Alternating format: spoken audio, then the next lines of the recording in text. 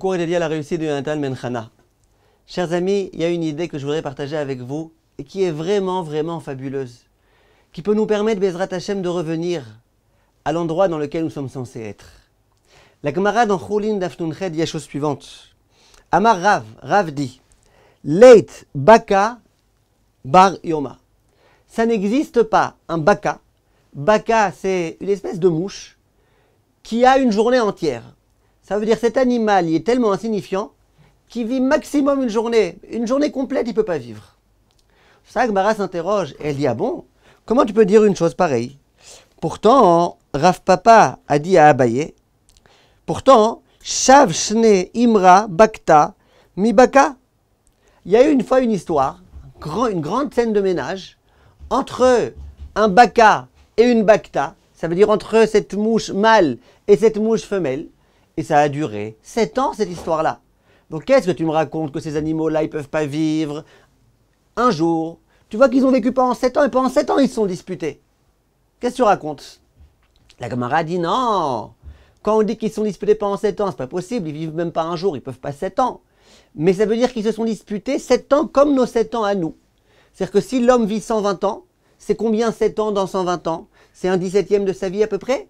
Eh bien eux, qui vivent qu'une journée, pendant un 17e de leur journée, ils se sont bagarrés. Problème de Shlom Bayit entre la mouche et son mari. Demande Chachamim, qu'est-ce qu'on vient nous enseigner ici? Les problèmes de Shlom Bayit entre les mouches et leurs femmes et leurs maris. On n'a pas assez de problèmes nous-mêmes qu'on a à s'occuper des problèmes des mouches. Franchement. Viennent Chachamim et disent quelque chose de très très puissant. Ils disent quand nous on regarde cette mouche-là qui se bat, ce couple de mouches qui se bat, on se dit mais ils ne sont pas idiots par hasard.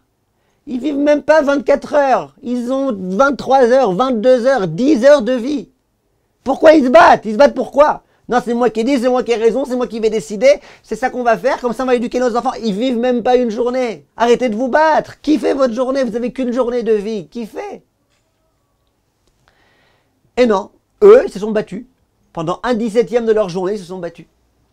Viennent Chachamim et disent que s'ils étaient conscients qu'ils vivraient qu'une journée et qu'ils avaient un tout petit peu d'intelligence, ils ne se battraient pas, ils profiteraient à fond de leur journée.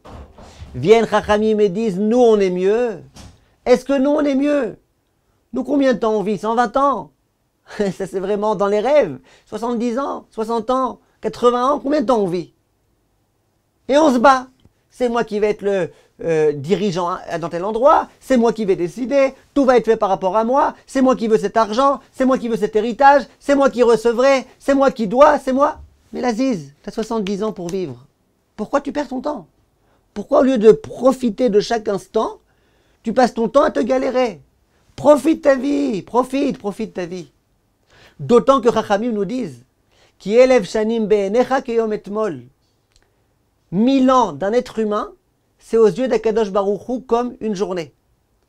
Donc si 1000 ans d'Akadosh Baruch Hu c'est considéré comme une journée, ça veut dire que la vie d'un homme, c'est considéré comme étant peut-être 2 heures, 3 heures dans le monde d'Akadosh Baruch Hu. Tu vis 2 heures, 3 heures, qu'est-ce que tu disputes? Qu'est-ce que tu te bats? Allez, ça va, sois tranquille, tes vassaux sont en train de mourir, qu'est-ce que tu veux? Si on regardait les choses de cette façon-là, mes chers amis, eh ben, on se prendrait un petit peu moins au sérieux. Et on comprendrait que l'essentiel, c'est de préparer une grande place pour le Olam Haba, qui est un monde éternel, qui est un monde dans lequel on va vraiment pouvoir profiter du véritable bien. Bezrat Hashem, que nous ayons le mérite. Be'atzlacha, mes chers amis.